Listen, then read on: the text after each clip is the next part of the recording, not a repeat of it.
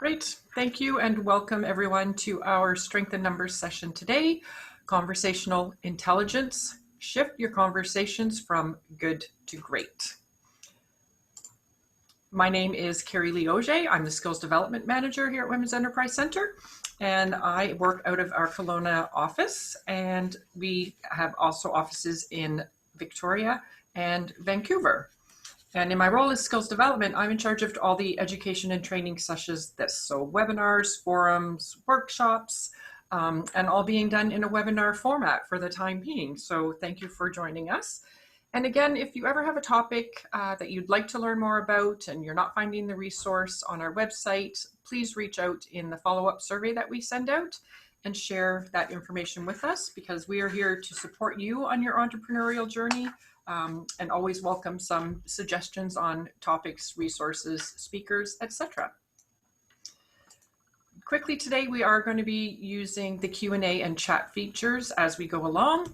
So you should see them there on the bottom of your screen. And I do encourage you, as those questions come up, pop them in there. If they get answered as Angie's going through her presentation, that's great. And if not, my colleague Kaitlyn is joining me and we'll be directing those questions to Angie as we go through and in the Q&A session at the end. So you can use either one of those as well. And all participants are muted on today's session just to keep that background noise free from the recording. So chat and Q&A is how we're going to be taking care of that. And briefly, for those of you joining us for the first time, oh, thank you. Somebody's telling me I have a pop-up, sorry. Thanks, Angie. Technology, right? And of course, I'm showing my screen on the left, so I'm not looking at it. About Women's Enterprise Center. We help women business owners on their entrepreneurial journey to realize your full potential through business loans of up to $150,000, professional advice and resources, a lot of which you can find self-serve on our website, skills training, sessions such as this, mentoring program, which I'll introduce Kaitlyn in a moment. She's our mentoring program manager. And then just the supportive community that we have through participating in all of those initiatives, and also throughout the province and within the ecosystem as well. So the best way to stay informed about the product service offerings that we have is to sign up for our e-news and e-blasts, and you can do that at womensenterprise.ca. And then quickly, we're still in this COVID-19 pandemic, even though moving into phase 3 and some of those reopenings, we want to keep you as updated as we can. So we do have our COVID-19 support page where we post the latest updates from the government, etc., and have a lot of links, supportive links, where you can find out more information. And as you can see on this slide, if you are a WEC loan client, you can reach out to our loan support team to look at options for your loans, business advisory services, client services as well, training such as this, and then mentoring program. Kaitlyn has also shifted everything to Zoom as well. So I'm just going to pop up here quickly our resource page, just so you can get an idea of the types of things that are on there. So again, upcoming sessions, webinars, the government updates as well. You can reach out to us if you need help. And then again, just some of the additional recordings that you can go back to for support during this time. So I encourage you to check that. It's updated at least on a weekly basis. And Melanie Roop, our Director of Loans and Advisory Services, participates in the calls with the federal government, getting those latest updates. So I encourage you to keep that as a shortcut on your desktop. And again, just looking at what we can do right now, we all need to take care of ourselves and our business. So really focus on what you can control. And that would be for yourself and your business. Follow public health authorities. Managing your cash flow is really important, especially as things start to open up and you're incurring some of those reopening expenses, additional expenses. Negotiation skills is a great one as well, right? When you're dealing with suppliers, landlords, etc. We have a webinar on that available. And then really looking at your resilience as well, right? To make sure that you are taking care of yourself so you can take care of others and take care of your business, and be in a good state for innovation, right? How can you adapt to this new reality? And then what are those new action plans? Kind of that 30, 60, 90, and those need to be very living, breathing documents as changes come forward with phase 3 and the reopening, etc. So again, just really focus on what you can control for you and your business. So those are our COVID-19 brief updates. Again, the webpage is a great place for you to stay informed. And I'm pleased today to introduce Angie McLeod, who is our panelist and guest speaker, and then Kaitlyn McConnell, who's joining me. So Angie is a lead conversation starter and facilitator at HIP Strategic Consulting, and she brings her excitement for life, business, and personal growth to her stimulating presentation. So I'm looking forward to today. With over 20 plus years of consulting and coaching for business owners, Angie has learned that the clients have the answers they need. They simply need to be asked the right questions. So one of your most celebrated skills is her ability to shine a light through the fog to help women business entrepreneurs gain clarity of direction, put ideas into action, and define desired outcomes.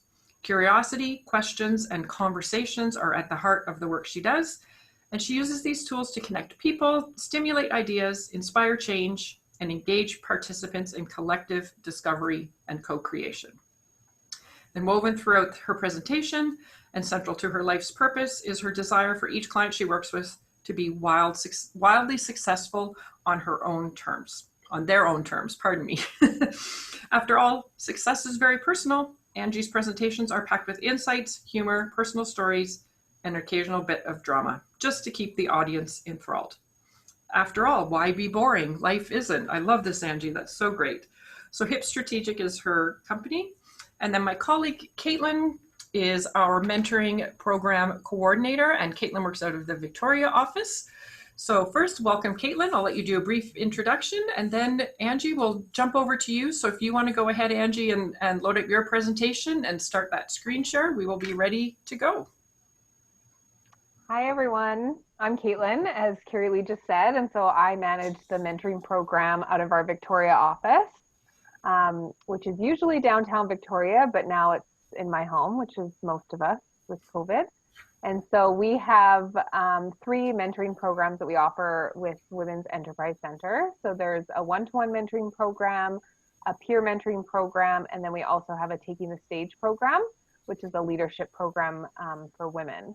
And so just want to encourage everybody to stay tuned. We're going to have lots of peer mentoring groups that are happening around the province, and they're going to be more accessible to people just because of this whole virtual format that we're all diving into. And so please sign up for our e-news, or you can email me directly after the session and I can share some more information with you about that.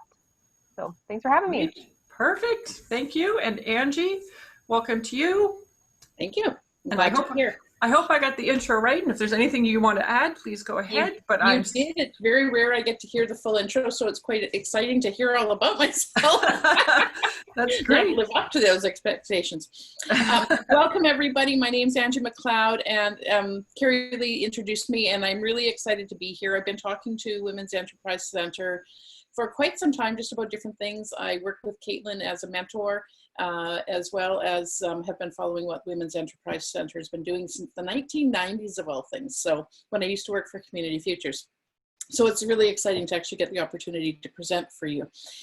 So today we really are going to talk about moving from good to great conversations. And the tool that we're going to be talking about is something called Conversational Intelligence. And I hit upon this about 4 years ago. There was some stuff happening online, and I've always been interested in conversations and on questions and how we can use questions to sort of deepen our relationships. So when this came up, I sort of looked at it and went, do I go after it or not? And I decided to take the inaugural program. And I look back now and I go, wow, you know, the things that I've been able to integrate into my life since then and how I've changed the conversations I'm having is really quite amazing. So I want to start off with a really interesting stat for you. And that is that 9 out of 10 conversations fail to achieve the desired outcomes. Now, I'm a communicator. I've been a communicator since I was a very young child. My dad would frequently be found telling me to be quiet, be quiet, be quiet. The fact that I actually make a living by talking now, I think a little bit floors him. But the fact that, you know, when I look at the statistic, and this is put out by Judith Glaser, who is the founder of Conversational Intelligence, and her stats have shown that 9 out of 10 conversations fail and only 1 out of 10 succeed. That floors me. That's a statistic that makes me sit back and go, wow, what's going on that our conversations aren't as effective as they could be? I don't know about anybody else, but for me, this is a startling statistic. So it really pushed me to sort of go, okay, well, let's take a look at this and actually start to analyze my conversations. And that was a big part of the work we did in the Conversational Intelligence program, was actually taking apart our conversations and figuring out what was working, what wasn't working, were they level 1, 2, or 3 conversations, and taking it from there. So today we're going to explore a little bit about how we can be more successful with our conversations. So quick overview of what we're going to talk about. We're going to talk about the level of conversations. And this is, again, all of this work is based on conversational intelligence and Judith Glaser's work. We're going to talk about trust relationships and curiosity, because these are the building blocks of conversation and that create the trust relationships and open up conversations. So all of this is really important, and this is a foundation. Now, we only have 30 minutes, so for obvious reasons, we're not going to dig deep, but we're going to give you a little taste of what this is about and give you an idea of how you can use it in your day-to-day life. Okay, so first of all, conversational intelligence. It is really about connecting, navigating, and growing with others. It's not about you, it's about doing stuff with other people. It provides a framework for building trust, and we're going to talk specifically about how I define trust in this case. It's about understanding how conversations shape relationships, partnerships, etc. And it's about strengthening our ability to express our inner thoughts and feelings. How often do we all step back from actually having that hard conversation, even though we know it's a necessary conversation, because we know it's going to stretch us? So we're going to provide you with some tools, like conversational intelligence provides you with tools to be able to do that and ways of going about doing that, which in turn strengthens our relationships and creates mutual success. And this is these are sort of the founding essence of what Judith Glaser started off with when she started talking about conversational intelligence and why she went this route. So I think for me, it's really a good fit. So first off, we're going to talk, I want to just sort of mention that there's 3 levels of conversation, and we have all of them every day, or at least most of us will. So how many people here have ever asked their children to do something? Flip the dishwasher. Thanks, Kaitlyn. Yep. Flip the dishwasher. Take out the garbage. That's a transactional conversation, and they're necessary, right? I don't know about you, but I often get pushback on it, right? But it's very much a transactional conversation. It's, I'm going to do this, or I'm asking you to do this, and you need to do this, right? So that's just, it's very cut and dried A/B. Positional is the one that I find when I go into networking events, I'm often faced with. Here's what I'm selling. Here's what I want you to buy. It's very much about, here's why you should do it. You're trying to persuade me to buy something. Elevator pitches are really good for this. They're very often positional about, here's who I am, what I'm selling, why you want to go after it, and why it's important to you. So positional conversations are also important because they are part of a sales process. However, there's other ways of doing it as well. And positional can be, as we all know, comfortable, but it can also be very uncomfortable. I remember at a networking event I went to about 3 years ago, and an older gentleman come up to me and he says, well, you know, this is what I sell. I sell some kind of mechanical system. And he's like, you need to buy one. And I'm like, I'm a solo entrepreneur. I work from home and it's me. I don't need to buy this big piece of equipment, but he wasn't grasping that I wasn't his target. So he was very much push, push, push. And I'm like, I'm not your client. I'm really not. So I was very gracious about it, but I sort of tried to sort of redirect him that, you know, this isn't the right fit. So then the third type of conversation is the transformational conversation. And this is where you're actually having a conversation and you're asking questions, you're delving into who they are. And I'm going to stick with networking for a moment because networking conversations can actually be very transformational if you ask the right questions. So if your focus is on telling people what to do and selling your product, it's positional. But when you shift it and say, hey, Kerrilee, tell me what you're excited about in the work you do, right? And then Kerrilee responds, and then we delve a little bit farther. So why does that excite you? It changes the way the conversation goes, and it deepens the relationship. So it offers us an opportunity to get to know one another at a different level beyond the surface. So a lot of conversational intelligence is about finding that those opportunities for transformational conversations. Okay. Each of these three types of conversations have a purpose, and none of them are good or bad, right? They have purposes. It's about how they're used and when they're used, okay? And all of them are necessary. I can't get along with running my house if I'm not telling my children to flip the dishwasher when they have way more time than I do. Those are my realities, right? However, some are better at building trust than others, and that's what we're going to work on today, is we're going to focus more on pushing towards the transformational conversations, because I think that's where we all want to be working, and that's when we start to see our conversation shift from being good conversations to being great conversations, where we walk away feeling really good. Different Before we go on, I want to just ask people if they have noticed in the conversations that they're having on a daily basis, which of those conversations make them walk away feeling really good and energized, and which ones maybe don't. And I'm just going to take a quick look at the chat box to see if anybody has any thoughts. Well, the transactional ones sometimes with kids don't have the outcomes that you want. No, no. And it's more of a battle than a conversation. Yes, and so then we tend to move to positional, don't we? Because, well, yeah. I need you to do this, and we try to persuade them, here's why. Yeah. But what I'm learning with my children is that if I take it from a transformational perspective of, okay, so we're going to be having people over, and we need to clean up the house. What is it you would like to do? And how would you like to go about doing that? Oh, I love that. Mm-hmm. Right? It changes the conversation, because now they're saying, oh, well, I can contribute, but I'm getting choices into how I contribute. Yeah. Right? So sometimes it's as simple as something like that. Okay, so Rachel says, sometimes I like transactional because the boundaries are clear. And that's very true, Rachel. Transactional is very boxed in the sense that you know what's going to happen. And there, like I said, there are times for that. Excuse me. I think being clear on timelines helps with this as well. You're right, Vanessa. Sometimes when you're setting timelines on things, so letting your kids know we need to have the house cleaned up by such and such a time. What are the pieces and how would you like to contribute? All very important. Excellent. Thanks, everyone. Okay, so we're gonna, whoops, I'm making things big when I don't need to. So moving forward, one of the things that I've learned is that our conversations don't move from good to great unless we practice them.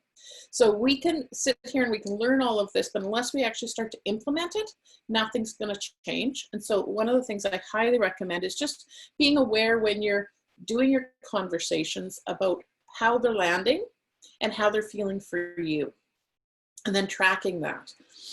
So let's take a look at, this is what we call our conversational dashboard. There's a lot of information in here, so we're going to talk through it quickly. So over on the I side, on your left-hand side, is the tell and ask, which is a level 1 conversation, and that's what we call transactional.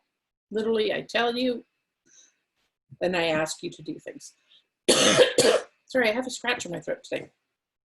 And at that level, we tend to be very protective of ourselves. We tend to sort of go inward because we're resisting and we're not sure it's where we want to be. And so we're very much focused on I. Does that make sense? I need you to do, not we need you to do, okay? As we move forward, we get into the sort of the wait and see. This is the positional, where we're advocating and we're inquiring and we're trying to figure out how we can convince you to do what it is we want you to do. And in this space, we have some level of trust, but we're still not 100% committed to where we're going, okay? The third little piece of pie here is the share and discover, which is what I call transformational conversations, and they develop a high level of trust. And when we're in that space, we're partnering. So we're welcoming, we're going, hey, how can we make this work? And we're in an experimenter phase, like we're thinking as an experimenter, let's try this, let's try that. What does that look like? And the co-creator is really, we're in this together. How do we make this work? Hey, Kaitlyn, what ideas do you have for making this happen? Hey, Kerrilee, what ideas do you have for making this happen? And then going from there. You'll notice on the bottom that we move from an I to a we as we go across the dashboard. And when we're in a transformational conversation, it's about we. It's not about I, it's about we. And so that's one of the big shifts that happens in conversational intelligence. And one of the reasons that we move from being from nine out of every 10 conversations failing, if we move into a we mode, all of a sudden we're looking at what's best for both of us, for everyone involved in that conversation, and then the conversations have a better chance of success. Okay, so on the top, we're going to talk a little bit about the amygdala and the prefrontal cortex later, so I'm just going to leave that for now, but just remember that our mind is involved in this too. How we respond to our conversations is very much what's happening up in our brain. Okay, so every conversation, whether we're in the level 1, which is the tell and ask, or I've forgotten my word now, the tell and ask, or we're in that persuading mode where we're positional, or we're in the transformational, each one elicits a response, whether it's positive or negative. Now, Kerrilee, you spoke about your children pushing back when you were in that tell and ask. Do the dishes, do the whatever. It's a negative response. And that negative response, it doesn't always happen, but it does often happen, right? And they push back and say, no, I don't want to. Or you have to move into that nagging mode. I don't know about anybody else, but I hate the nagging mode. I hate the nagging mode, and my son hates the nagging mode. And I said, well, I wouldn't have to nag if you did it the first time, or just did it. Exactly. I understand.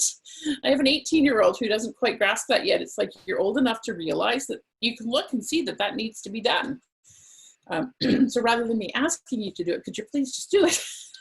So, so every different level elicits a different kind of response. And I think it's important to remember that. So even a transactional response, if I'm going to the grocery store and I'm buying a chocolate bar, it's still going to elicit some kind of response.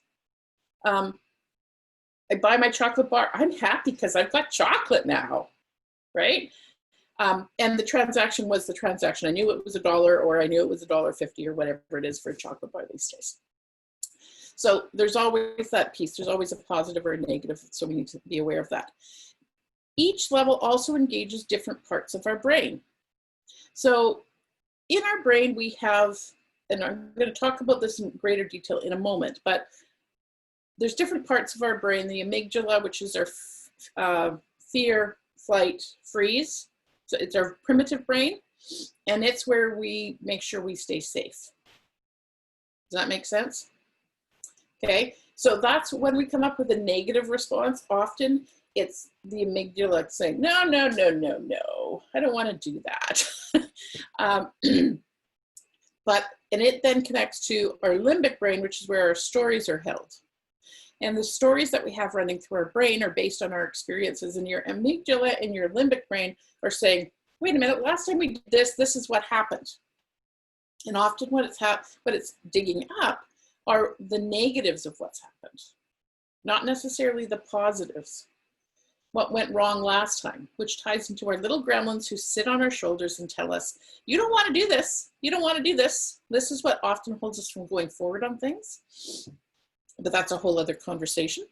But in our brain, that's happening. And it isn't until we can actually engage the prefrontal cortex, which is the front end of our brain where our logic resides, and it's sort of our executive brain, that we can actually work through the problem that our amygdala and our limbic brain are bringing up and begin to get through what's why we're reacting to things in particular ways. Okay, so this talks about the stories, and the stories that we have can either build trust or distrust. So the other piece about the amygdala and the limbic brain that's really important is to remember that when you're talking to somebody else, the same thing that's happening in your brain in terms of the internal processes are also happening in their brains.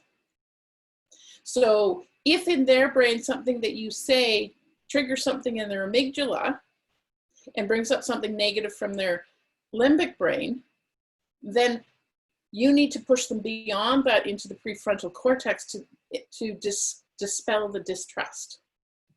Does that make sense? Okay, so we always need to not only be aware of what's happening in our own brain, but be very aware of what's happening in the brains of those who we're speaking with, and watching their body language and their facial expressions and saying, hey, is this really where we want to do? And we need to find more opportunities to engage the positive stories in order to build trust.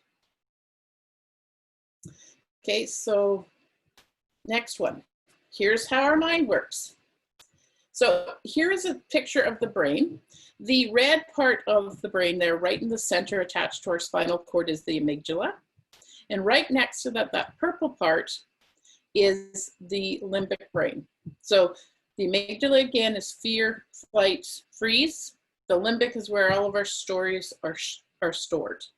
The two work in very closely together in tandem to come up with all of the experiences we've had and to say good or bad, right, to move us forward. If it's bad, though, it builds distrust immediately. It actually releases cortisol, which is a brain chemical that makes us sort of back off. We're trying to protect ourselves. It pushes us into protection mode. And you'll see that over here, when we're working with these two sort of red areas, we're in the resistor mode. You probably can't see my fingers on the screen, but I'm moving them on the screen. So you're in the resistor mode. And the resistor mode and the skeptic mode are actually where we have low trust. Okay? We don't want to be in that red zone if we can at all help it. And then we start to shift into the wait and see, which is conditional trust, where we're starting to engage the prefrontal cortex. Now there's other brains involved in this process as well. Like there's actually 5 brains, but I'm only going to touch on 3 of them due to how much time we have today. So the 3 key ones we need to know about are the amygdala, the limbic brain, and the prefrontal cortex. And so the green one is the prefrontal cortex, the one right at the front of our brain. And that's, again, that executive management where logic resides. And the closer we get into the green zone, the higher the level of trust. So we have to help people when we're having these conversations work from a prefrontal cortex mode. We have to keep them out of that low trust mode where their amygdala and their limbic brain are pulling out negative stories. And so we can do that by being curious and asking questions. Okay. Now there are situations where we'll start off with a low trust relationship, we bring them to conditional trust, and ultimately we move them over to high trust. And in those situations, when you can move somebody from low trust to high trust, you really are building a solid foundation for a long-term relationship because you've got they've gone through the steps with you. You've built up sort of that sense of, no, we're in this together, and that's really important. Okay. I'd ask any questions, but I can't see the chat word. So the impact of trust relationships. So trust relationships, first of all, are open. We're having open conversations. We're not closed off. We're honest. So if something's not going right, we're putting that on the table. We're having that discussion. We're upfront. Here's where I'm stuck.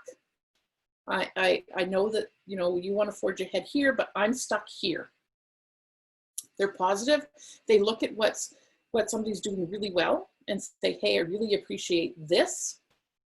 They're courageous. Often we're required to say, hey, my sense is that you're stuck on something or that you're not feeling confident about something, and to put that on the table and have that discussion. Is that easy? No. Is it necessary? Yes. So really important. And the other piece for me that trust relationships need to have is consistency. We can't be you know, all of those top 5 things one day and then the next day be the opposite. That doesn't work, right? Like we're going from high trust to low trust and sort of in between. And so it doesn't create that sense of I feel safe so that I can have an honest conversation with you. Okay. If we can build trust relationships, we build long-term relationships. So trust is the foundation of every relationship we have, and we need to find ways to make that happen. Okay, so what does trust actually look like? What can we do in our daily lives to build trust relationships? One is we can be transparent. Transparent not only in terms of what our goals are, but also transparent in terms of where we're going and how we want to get there and what's most important to us. So being upfront with people. So Kerrilee, when we first started talking about doing this workshop, I said, here's what I'm thinking I'd like to do. What does that look like for you? And how do we make that work, right? So, you know, you knew upfront I was trying to build business, and I was upfront about that. And then you came back and said, well, here's the framework within which I have to work, right? So that's really important, is just having those open conversations. Will it work? Will it not? Okay, well, you know, what do we need to modify to make it work? The second thing is to look at the relationship, not as a sort of a passing relationship, but saying, how do I build this relationship over the long term? And do I want this relationship to deepen? Now, that doesn't mean that I want to be buddy-buddy with everybody that I meet, like being up and going to people and saying, hey, let's go for wine, let's go to the bar. You know, that's reserved for certain people in my world.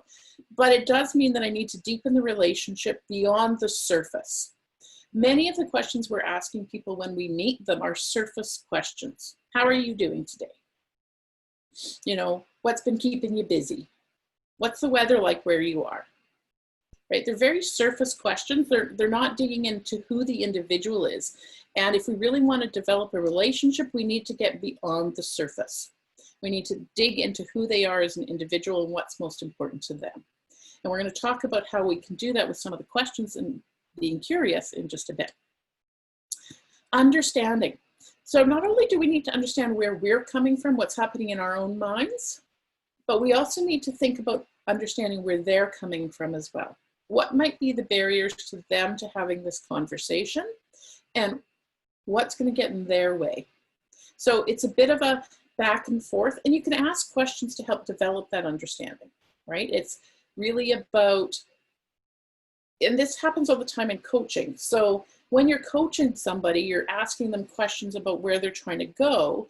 And at the same time, you're asking them, so how are you, if you're going this way, how are you going to get there? What things do you need to make that happen? So you're digging a little deeper. And the more that you get that, then you might have, oh, well, have you thought about? Or, right? So it's just digging so you know a little bit more. The fourth piece of building trust is, what is the shared success? What are we working towards together, right? This is really important if you are trying to do a project together, but it's also very important if you're just trying to help each other grow your business. And it could be as simple as that. It doesn't have to be this project you're working on together, but it could be, for example, I have people in my community who I will probably never work for, but they know I'm trying to grow my business. And so they help me grow my business by giving me referrals. And so, and I do the same for them. So maybe our shared success is the sharing of referrals back and forth. So that could be what it is. And the fifth piece of trust is testing assumptions and telling the truth. Now, I don't know about anybody else, but I am the queen of assumptions. And I tell the truth, that I do, but I always have an assumption going on in my brain.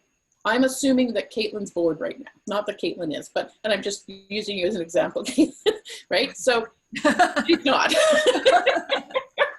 But it's amazing how we can read certain body language, and we see what we're interpreting something, but we assume it to be true. But we need to actually dig into that. So we need to ask questions to say, so Kaitlyn, my sense is this. I want to test my assumptions and find out if I'm right or wrong. And if not, then why am I interpreting it this way, right?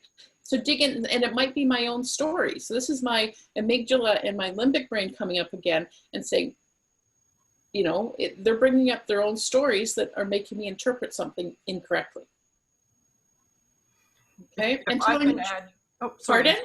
I was just saying, if I can add, thinking about like that understanding piece and testing assumptions, a question I like to ask a lot of the time, whether it's with somebody like you, a partner we're working with, a client I have, is what does success look like for you? Right? Because that's a big assumption that you can make about what is the end result, the goal, like what is it that that person is expecting? Because you could be on two different pages, but when you ask that question, you can be brought back to, okay, this is going to be mutually beneficial because we both understand how we can work together, what we want the outcome to be. So that's a big assumption I don't ever like to make because it's so different for everybody. Exactly, Kerrilee. And I think that's a prime example, right? Like, you know, it's digging into, and that's actually called reframing. And so when you dig into something like that and you ask to sort of reframe and understand a little bit more, you can dig in a little bit more. Okay. I'm used to having sort of a more of a back and forth conversation. So this is an interesting process for me. So what role does curiosity play? Trust is really based on, as we've talked about, open, honest, upfront, positive, courageous, and consistent communication. So if that's the case, how do we move towards deeper long-term relationships? How do we get beyond the surface? We ask questions, okay? I'm not gonna spend a lot of time on this because it kind of leads us very nicely into the next slide. And by asking questions, we open up conversations. This is important. So Kaitlyn, you mentioned earlier, I believe, of the different types of questions and how they matter. Everyone's probably going to remember what a closed question is. We learned about them very early on in our elementary career. They elicit yes and no responses. Their answers are usually very short. And I don't know about you, but when I had a 3-year-old, no was always the response. Didn't matter what the question was, no was always the response. So we're familiar with yes and no questions, and generally closed questions start with did, can, may. There's probably a couple of other ones, but the reality is it's a closed question.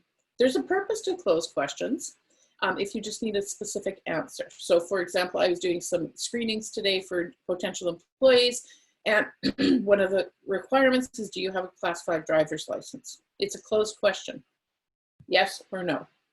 And that's fine, right? I needed that information. That was the best way to get it. However, they do close conversations. They have a choice between yes or no. There's two options, yay, nay. So they don't open up conversations. And as we're working towards strengthening our conversational skills and moving towards those great conversations, we need to not close conversations. So those are, excuse me, the types of questions we need to actually avoid.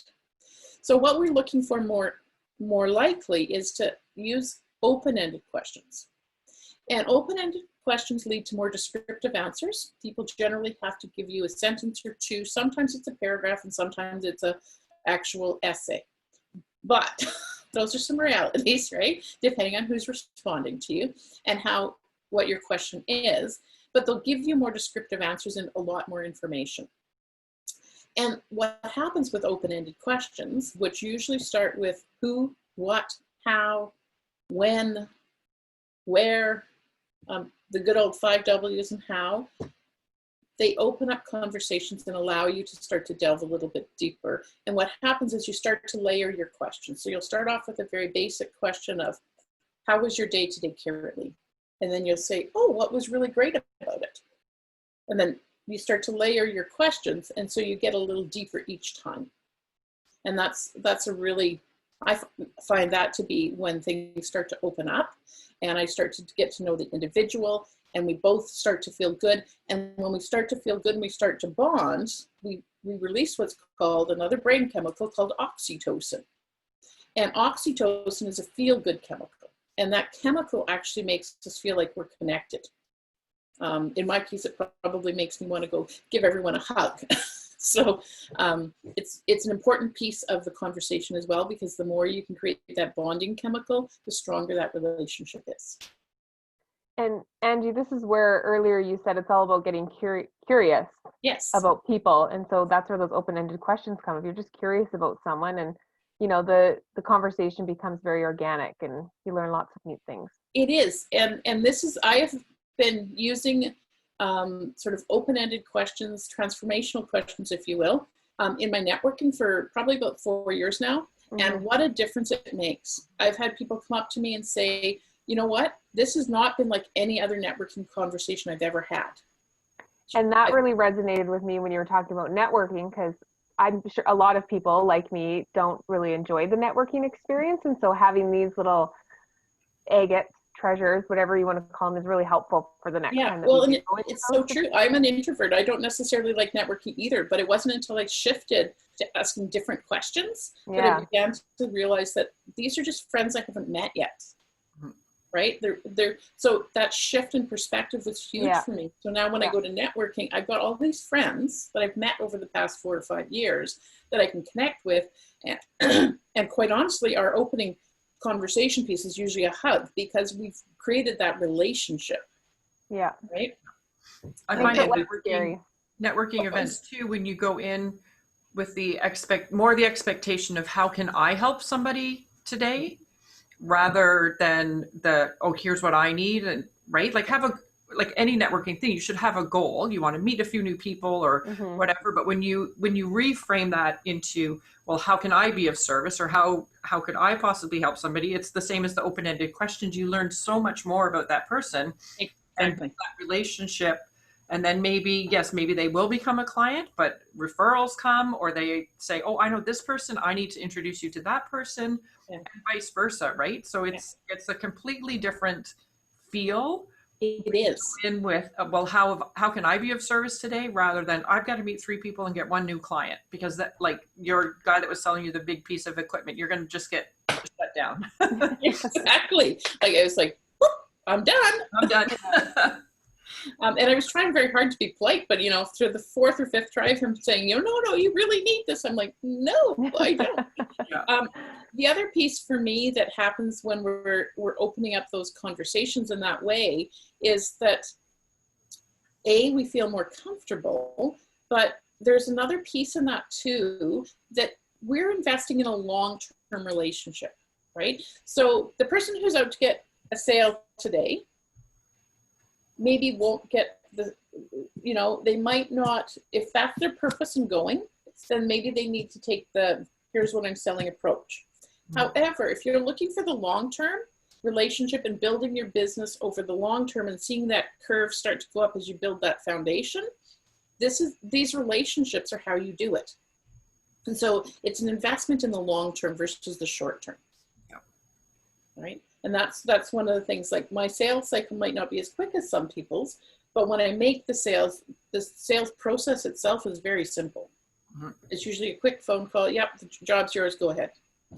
Right? There's not I don't have to overcome objections because they know me at that point. Or they've spoken to somebody who knows me really well and says, hey, no, this is who you need to utilize. So it's just a different way of looking at it. Okay, so on to the next one. So you'll love these, Kaitlyn, because here's some other ways of looking at things. Often we'll hear people say, how are you today? And that's where they start the conversation. Or what do you do for a living? Or what does your job entail? Do you like what you do? Are you enjoying this event? And who are you trying to connect with? Not all of these are closed questions, but they're not questions that elicit a whole lot of sort of exploration. In my opinion anyways. So I think that there are better questions we can ask. And let me move this over here. Here's one that I love to ask my children. What made you smile today? Right? And it could be to anybody. You can ask this to a business colleague. What made you smile today? What inspires you in your work? Right? Again, simple questions. They're a little bit different, but it kind of breaks down barriers because you're asking something very different. Tell me about an average day. Kerrilee, tell me about your average day at work. What does that look like? What do you love about what you do? And alternatively, you could ask, what don't you like about what you do? Right? Like, if you want to dig in and really get to know who they are. What do you most appreciate about this event? Or describe your ideal client to me. That's one of my favorites.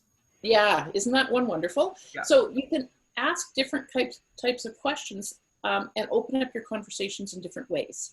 And these are some of the ones that I really appreciate because I think they set the tone a lot differently when we're meeting people, whether it's networking or we're just meeting somebody for coffee to talk about business. They give us an opportunity to dig a little deeper and they open up the conversation in a completely different way. The other thing that for me is they help build trust because I'm not just starting off on the surface.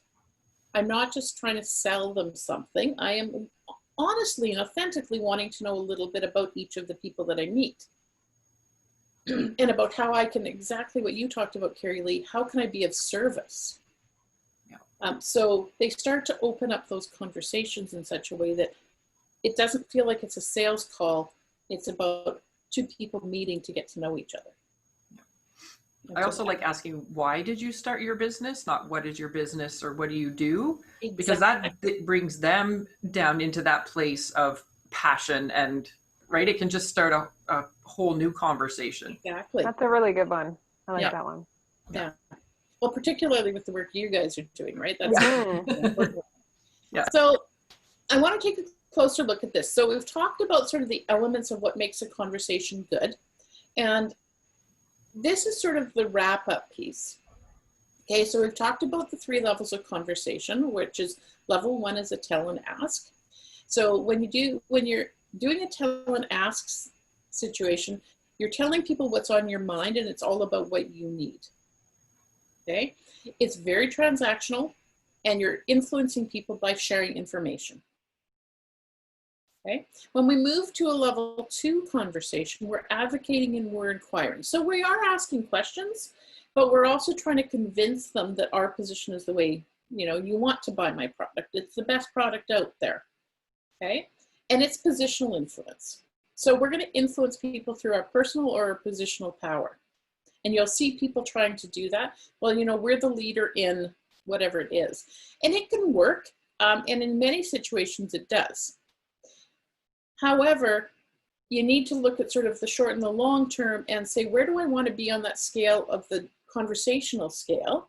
Do I want to be in where we've got low trust, medium trust, or do I want to be where we're fully committed and we're very trusting? And so each of those, of course, goes on that scale. And then the level 3 is where we share and discover together. And so it's a conversation where it's in and out. We're both getting to know each other. It releases a totally different type of energy. It releases that oxytocin that makes us feel good. So when we leave the conversation, we're like, oh, that was a fantastic conversation. I want more of those. And it's really about influencing through energy shifting. So by sharing ideas, by sharing thoughts and exploring together, we create a whole new sense of what's possible. And I really love to work in level 3 in that transformational space. And it's a place where I find that I can have the biggest impact and I can actually help people move forward the most effectively. And so when I think about having conversations with people, I'm always trying to work from that perspective of we, because again, if we think about that dashboard right at the beginning, the dashboard was, we slid from I over to we. And I like to work in that we space because when we work in that we space, our conversations change. They become much stronger. They become more authentic. They become much more a case scenario of we can do this together. There's a shared success in it together. So I think that's, so here's some more information. If you want more information on conversational intelligence, there's the websites you can check out. The Conversational Intelligence website is actually for people who are interested in the training. And then the Creating We is sort of the industry where they've got a bunch of people working together and they're doing some pieces around that. Good. And first I'd like to invite everyone to sign up for my newsletter. If you sign up for my newsletter and it's specific to women entrepreneurs, you will get a copy of our transformational questions to get you started. and just some other ideas of how you can start conversations. And it's free, just sign up. And what else have I got? And here's my offer. So if you want to put your conversational intelligence or CIQ into practice, we of course have a special offer for the participants in this program, which is we'll do 3 1.5-hour group sessions with a maximum of 5 participants, focusing on how do we use CIQ in our daily work. How do we build stronger relationships? How do we take all of that?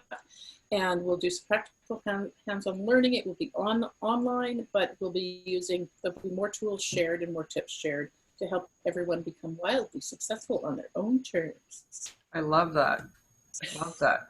And I want to pull back. I also see, where was it? I thought I saw a comment about mentoring, but I want to pull that back because Kaitlyn, you do the mentoring and we have these conversations with Angie, women like you as the mentor. Yes. So we have those level 3 conversations with the mentors, but then also with the mentees. And Kaitlyn, you can probably speak more to that and how that's so important when we're matching the mentee with the mentor. You have to have that understanding of the 2 parties before you can create that match. And then you hope that transitions into their relationship as well. Yeah. So it's important, whether you're networking, mentoring, as you said, with your kids, in your relationships, family, all of those things. And I think sometimes the family ones are even some of the most difficult, and probably those ones that aren't successful, because we're all making assumptions about our families as well, right? I make assumptions about how my husband's going to react if I tell him something. Yes. Right? So it's just taking that pause and going, okay, this needs to be a we for it to be successful. Well, and I think that's important to note too, right? Like when we're operating with our families, we don't take the same care as we don't prep for our conversations with our family the same way we might prep with a conversation with a business associate. And so, right. And yet they're the most important relationships we have. So taking that step back and even thinking about it. And what we did within our courses when we were doing it, we actually took a piece of paper and we drew a circle on it. And then within the circle, we would take a conversation and we'd say, this is the specific conversation. And then we'd say, this part of it was a level 1. This part of it was a level 2, and we used to color code it, and then would allow us to sort of break down what worked in the conversation and what didn't. And it was a really useful exercise to help us understand where we were going wrong and what our own patterns were moving forward. So it's just a circle, take it and figure out which ones were transactional, which ones were positional, and which ones were transformative. And it could be all 3 in one conversation. Yeah. Very cool. Yeah. Yep. And I want to go back a bit. I know it was probably one of the first slides, but in that, when you were talking about making sure that the conversation is positive, this one. Nope. Going back even further? No. That one? No. I think it was a couple slides after this. Mara's saying she's not clear on the positive term, right? So telling the truth and those things. So maybe if it is a difficult conversation, here we go. Right, okay. Building that trust. Okay. I know you want to frame it and be as positive as possible, but sometimes is that possible, right? So how can you reframe potentially a difficult conversation into a positive? Okay, so that's a really good question. And what I would like to suggest there is that there's always a positive element in it, whatever it is. The fact that you're having the conversation with somebody, that they're offering it up. So if I'm struggling with something with Kaitlyn, I'm going to pick on Kaitlyn this time, and Kaitlyn and I need to have a conversation because something's not working well, then, the fact that I'm coming forward to talk to Kaitlyn and say, Kaitlyn, I've got this issue, can we please spend some time talking? That is a positive response to building a trust relationship. So it doesn't always, having a trust relationship doesn't mean that there aren't going to be things that go sideways. It simply means that you're saying, okay, I believe enough in this relationship to open up this conversation and to figure out how we move forward. I like that. So does that answer the question? It does for me, yeah, because what is, again, going back to that, what's the desired outcome of the conversation? Yeah. And you either want to maintain or keep that relationship, right? So that's the positivity, is you're working towards that end goal. Yeah. And I think that when we always, there's every situation, there's a positive in it.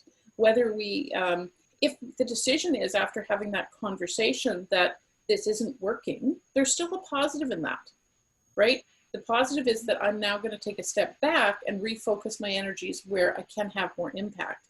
So the ideal is to find a way to continue to build that trust relationship. But there are relationships that realistically, they're toxic. You don't want to go there. Yeah. And you can't fix them. All you can do is control what you're doing. Okay. Right? Yeah. Okay. And I think, Mara's asking the follow-up here, if the other person is defensive or potentially upset, how can you kind of de-escalate that or keep that positive environment? Okay. So here's where I would lean to other questions. It's hard to know what the questions would be without understanding the situation.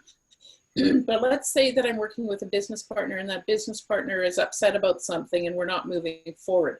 I would want to understand their perspective. So can you tell me, not can you, how do you see this resolving itself? Or I need to understand more about the perspective you're taking here so that I understand it so we can move forward, right? So it's about delving into and using open-ended questions to learn more about where they're standing and what's going on. Because often what happens is the moment that you start to ask them questions about their perspective and to truly listen to them, they start to calm down. Mm-hmm. They start to step back and go, oh, wait a minute, she does care, or this is important to them, and how do we move forward? So it's finding the right questions, and without more specific information, I can't come up with the exact questions, but in my experience, when we're asking the questions to learn more about where the issue is from their perspective, then we can, take that, we can help them sort of become more comfortable. And it does take courage. This is where courage really comes in. It's a hard conversation. It's a hard conversation to step back out of our own, what's happening in our own minds, and to actually step back and say, okay, wait a second. I need to let these stories go and begin to understand their stories so that we can move forward. Yeah, and that makes me think of when you were talking about the layering of the questions to go deeper, and the 5 whys, right? Like, and you don't just say why, but like just, really listening and picking out one of the things that's resonating. You go, okay, well, why did you say that? And just going deeper and deeper. And yeah, oh, that's great. Good. And just looking quick, we've only got a couple minutes left, so we're right on time. So yeah, we'll give another quick second here for anybody to type any questions in. Can I just address Lelena's comment that you should never hug a customer? Oh yes, please. Sorry, I missed that one. Go ahead. Lelena, I think it depends on the industry you're in. I'm a hugger, that's who I am. And because of the work that I do, it's very personalized. And I get to know the people very, very well. And so for me and the work that I'm doing, a hug is sort of that connection that sometimes they need to just calm down, but it's also sometimes what they need to make them feel better so they can move forward. It's that personal touch piece.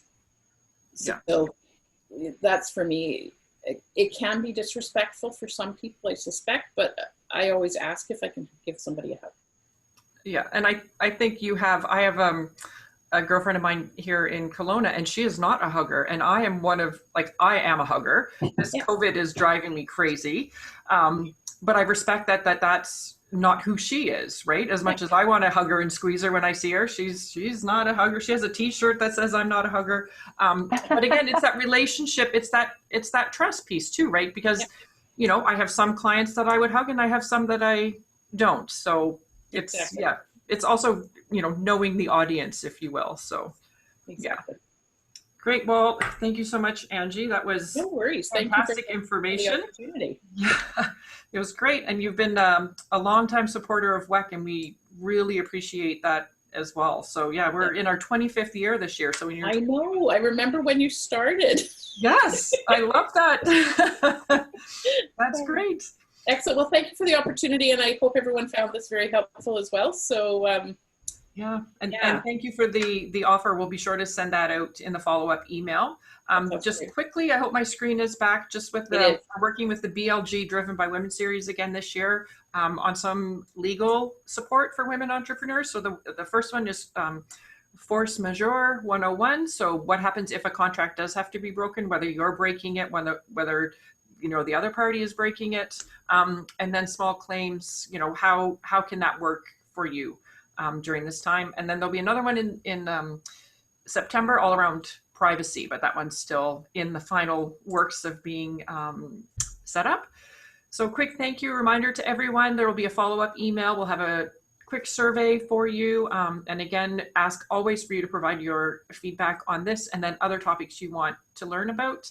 And then sign up for our e-news and e-blasts so you can also learn about the fantastic mentoring programs Kaitlyn's going to be putting out, and then other workshops and webinars that we'll be hosting. So watch for that in your email. And thank you again, Angie. Thank you, Kaitlyn. This was a great conversation that we had today. So thank you all. Enjoy. And I just want to do a shout out for the mentoring program. It's a fantastic program. So if anybody is looking for looking for a mentor, it is a really good program, and it's a great program for the mentees and the mentors. Thanks, Angie. And I'm going to sign up for your e-news because I need a copy of those open-ended questions. Perfect. Excellent. All right. Thanks everyone. Have a great day. Happy Canada Day, everyone. Yes, no kidding. Bye-bye. Bye-bye.